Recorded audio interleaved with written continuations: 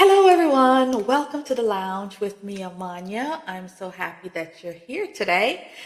Today, we're going to have a conversation. No DIY, no food today, no hair today, even though it's time for me to do this thing. This is still the hair from when I cut it for Christmas. So y'all can see it's not terrible. I can pull this sucker off for another month or two if I wanted to, but I got a new hairdo coming. I'm eager to get it out, even though it still looks nice. For 2 months, yeah, it's been a while. 2 months. I put this in November, and now we're in January. Today's January 19th. Wow. And it still looks good, y'all. But in any event, we're not here to talk about my hair. We are here to talk about praying and fasting. So I wanted to just talk a little bit about me personally and the things that I do in my life and how God is moved in my life because of me fasting and praying and consecrating my body. So if you're interested to learn, about it or how I did it this year, please stay tuned for that.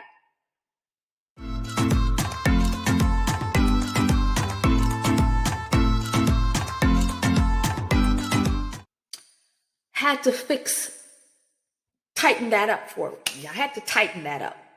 So, fasting and praying. I'm not new to fasting. It's something that I have incorporated in my life for many, many years now.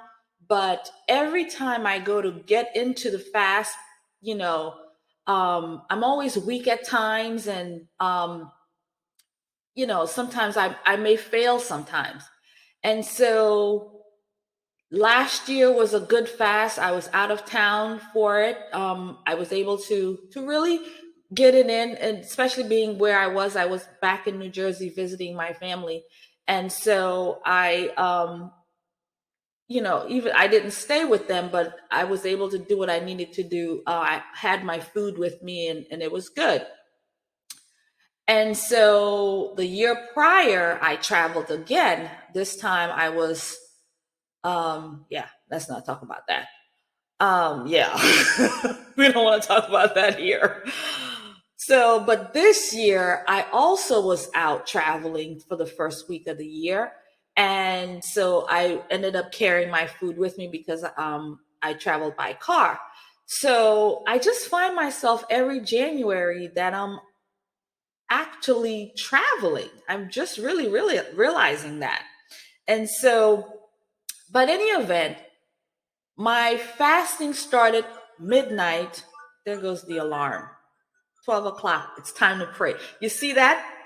I had to set my alarm for 12 o'clock every day to pray during my fast. And it's 12 o'clock, and that's what's ringing right now. Isn't that something? Hold on.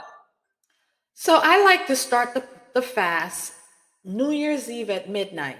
And for the past couple of New Year's Eves, I've brought the new year in church, which has been amazing. If you've never been to church on New Year's Eve and brought it in, I mean midnight, stomping and singing and dancing, it's amazing. I remember years ago when I was doing the same thing, but it wasn't in church. Y'all get that right now. It wasn't in church. I was doing all that, but it wasn't in church. But thank God I am able to do that now in the Lord's house. Starting the new year is the best way to start the year. I'm telling you. So after that was done, I prepared my food, which is my pumpkin soup and pumpkin vegetable soup, and that's the meal that I would be eating throughout the fast. And so I don't have a video of that particular one, but there is one on the channel from when I was really active in the channel years ago. There is a recipe on this channel for the pumpkin soup jumu, pumpkin soup. So I packed that up to carry with me on my trip so I could be able to have that out there. So I was gone for about 4 or 5 days. And so I was able to get up and pray and do all of these things. Stayed in a hotel, was able to have fruits and things like that from the hotel, which really helped out a lot. And so because I was out there in a group setting, it's business work, and so we were out to eat every day. And so, I went with salads because that's really all I really wanted to work with. And so it was good. I was good. I was able to get up and pray and do everything. And even if we were together noontime, I still kind of went into my own space and prayed internally. So I was still praying. And it was a good trip, by the way. A lot got done. And I don't talk about these things here on this channel, but it was a good trip if you were wondering. And so fast forward to getting home. When I got home, I kind of failed. And I was like, oh no, I failed. I ate and I felt like crap. And so after that, we're in church, and the pastor had announced early on that we would be going into a corporate fast as a church. And I was like, oh my God, here comes my redemption. So even though I failed, the first week, I'm going to go in strong for the second week. And I prepared myself every which way to make sure that I was prepared for the fast. And it's called the unleavened bread. And so where you're eating things that you don't particularly like, which your palate doesn't care for. And so for somebody like me who's been really actively watching what I eat, so I'm already eating things that the normal people don't already like. So salads and things like that. I gave up eating certain things. And so because of my health. And now I'm like, oh, well, what can I eat? I'm already down to spinach and greens. Like, what am I eating? I already eat healthy. Like, I'm already eating these things. And so I was like, well, I don't know. I'm going to have to figure it out. So I decided that what I would do is I would just have teas during the day. So I would completely no food during the day. And then I would eat a bowl of soup, of my pumpkin vegetable soup, in the evening, or have a small salad. And for my dessert, if I could, I would have a couple of spoons of peanut butter. Now, for me, peanut butter goes well with bananas, and that would normally be what I eat as my sweet, as my dessert. But I was like, I'm not gonna have the banana because I love that too much. Like, that's become something that my palate goes for. So I decided, well, I won't have bananas. I'll just have peanut butter. And so that was my meal throughout the week. And but I'll go into a little bit about how my week went. So Monday, day one, I got up, prayed in the morning, 6 o'clock, and we had prayer 3 times a day: 6 a.m., 12 noon, and 7 p.m. All those times were available where you can go to the church. Now, I couldn't make it every day, 3 times a day to the church, but I made sure that I made it at least once a day to the church. So I got up Monday morning, prayed on my own, prayed for an hour, and then I go for a walk in the mornings for a 30-minute walk. So I decided I would leave my headphones at home.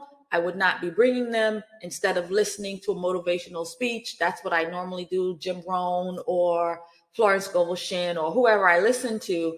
I was like, I'm putting them down too. And I also put down politics. I put down the news. I put down everything. I didn't listen to any of it. And if you know me, not watching these things was a struggle, especially because I keep up on the news and what's going on in the political world. And so I did not pick it up. Oh God, it was hard, but I didn't pick it up. And so I put everything else down. And so on my track in the morning, I was just praying all those mornings, except for Thursday, I believe it was, where I had a phone call. And so I didn't pray that day. So like I'd pray an hour and a half just about every day during my fast. And then noontime Monday, I prayed at home. I didn't make it to the church, but I made it to the church that 7 o'clock prayer, which was amazing. And the thing started to reveal. God started to talk. God started to move. That was a powerful prayer. Tuesday morning, day 2, got up 6 o'clock, prayed, back on the track, prayed some more. This time I went to church at 12 o'clock because I had a meeting Tuesday evening that I didn't want to miss, or I wasn't going to miss. So I went to church that 12 o'clock noontime, which was great. God moved. He actually gave me some instructions on a project that I have working on in the community. And so he gave me instructions. So I came home, I wrote it down.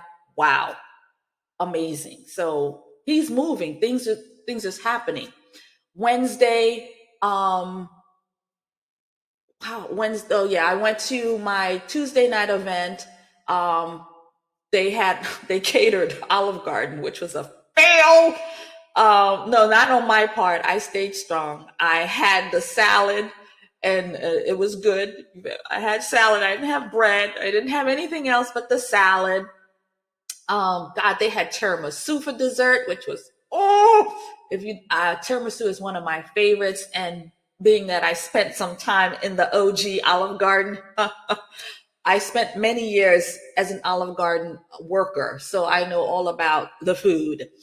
So, so that's what I ate on Tuesday night for dinner, was Olive Garden salad, and I had a couple of nectarines because I couldn't reach for the cake or the tiramisu. Yeah, it was pretty tough. Wednesday morning, I got up, prayed, went to the track, prayed, came back. I didn't go to church 12 o'clock Wednesday, but I ended up at 12 o'clock at 7 p.m. church Wednesday night. Again, God was moving, instructions, talks. I mean, I was in the spirit. It was just amazing. Oh, it's been perfect the last few days of that. And then Thursday, I had a meeting appointment during the day. Now, God woke me up that morning, and this was a meeting, and I didn't want to speak. I wasn't going to speak. I signed up just to be in the room, just to be there. But when I woke up that morning, the Spirit said, "You're going to have to speak." I said, "No, I don't want to speak." He said, "Yeah, you're going to have to speak." So I got up, I prayed about it. I went to the track, talked to more. I was like, "I don't want to do it." Yeah, you're going to have to. So after I did my devotional, I got dressed. And so I sat down and I wrote a speech. And it came easily because I already knew what was in my heart. He just kind of put it in there, whatever it is that he needed me to talk about. And so, so I prayed 12 o'clock because my meeting was at 2. It was going to last for a couple of hours. So I went to the meeting. When my turn came up, I got up and I spoke. It was a powerful speech that was captivating. We only had 3 minutes to talk. I was able to hit all the points, all of them in one shot in that 3-minute talk. And this was really about protecting women and girls.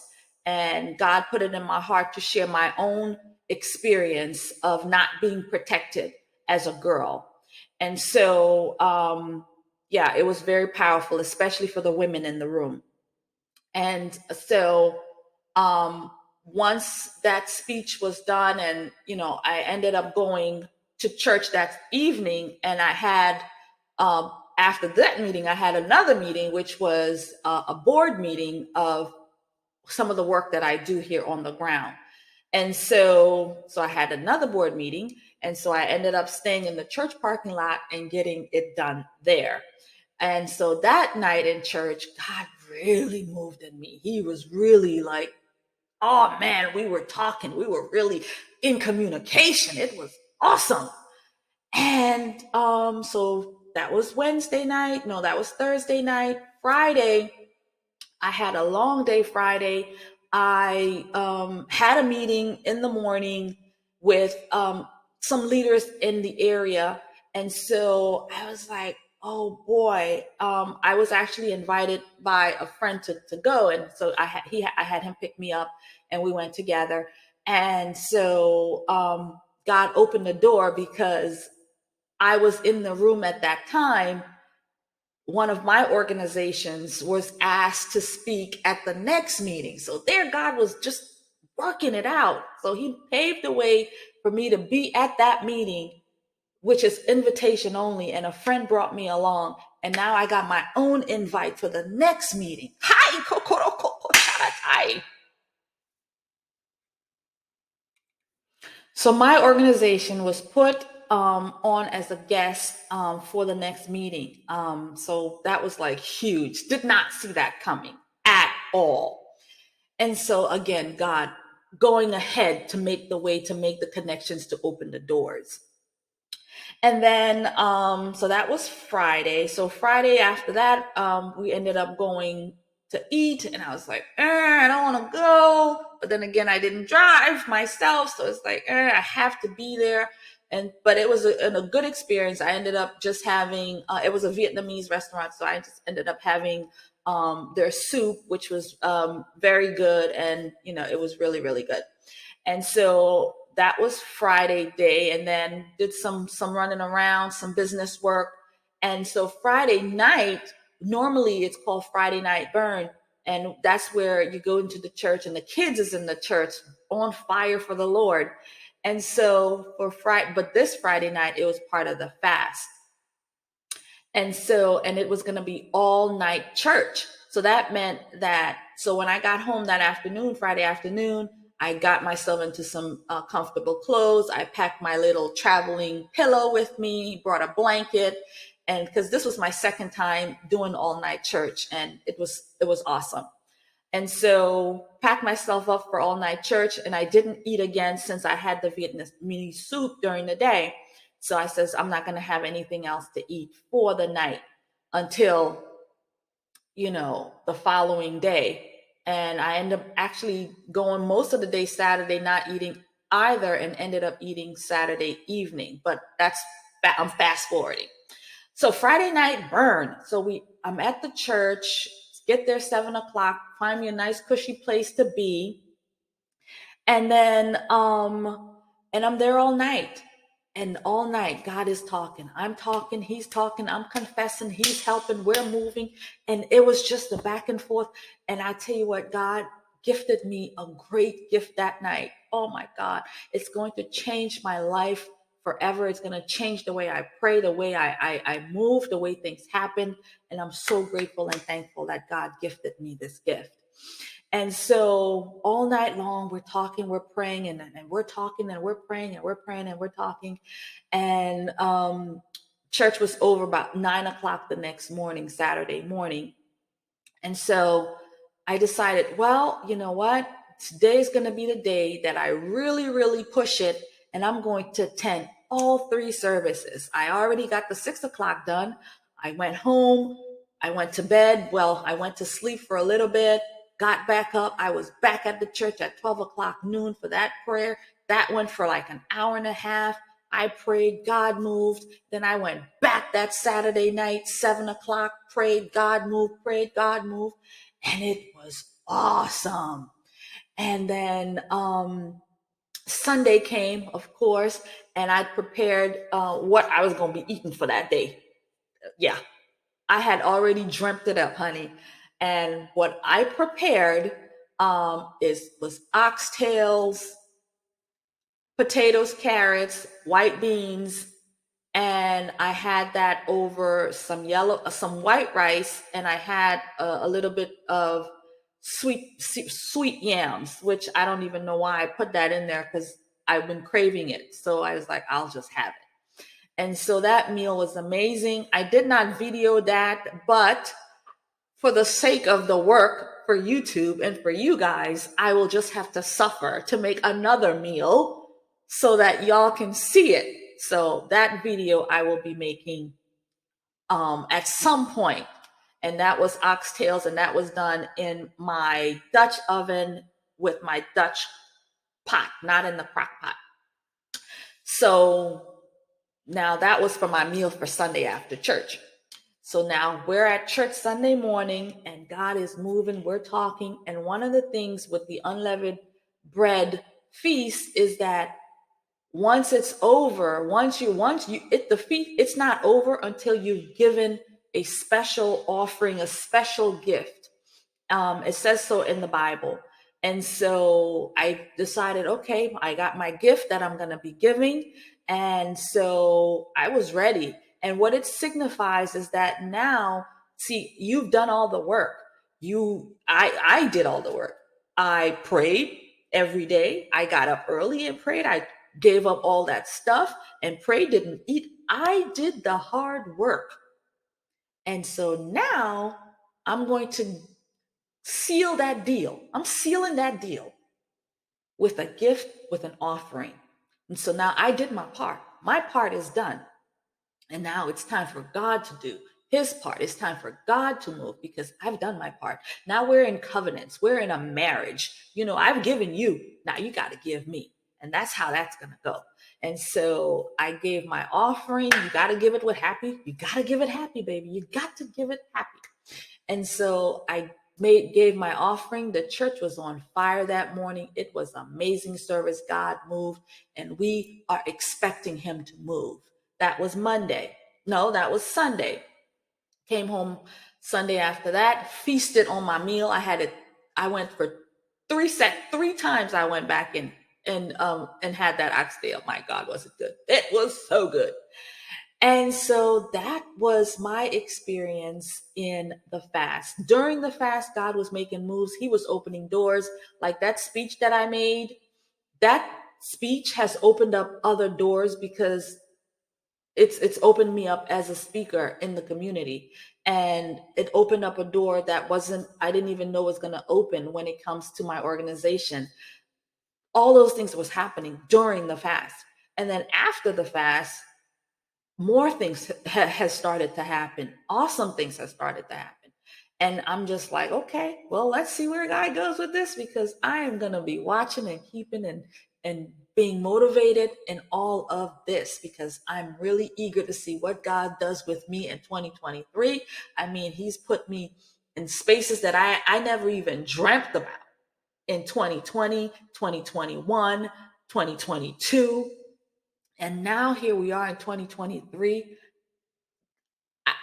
I just don't know what's going to happen. I just don't know. I just know great things is coming, amazing things, because I'm going to stay true to myself. I'm going to stay true to the word. I'm going to stay true to God, and I'm going to do the work that it takes to do right in this arena. So that, friends, is the video. And I want to tell y'all the scriptures that I feasted on during the fast. I feasted on Acts 5. I read the whole thing. I feasted on Psalms 114.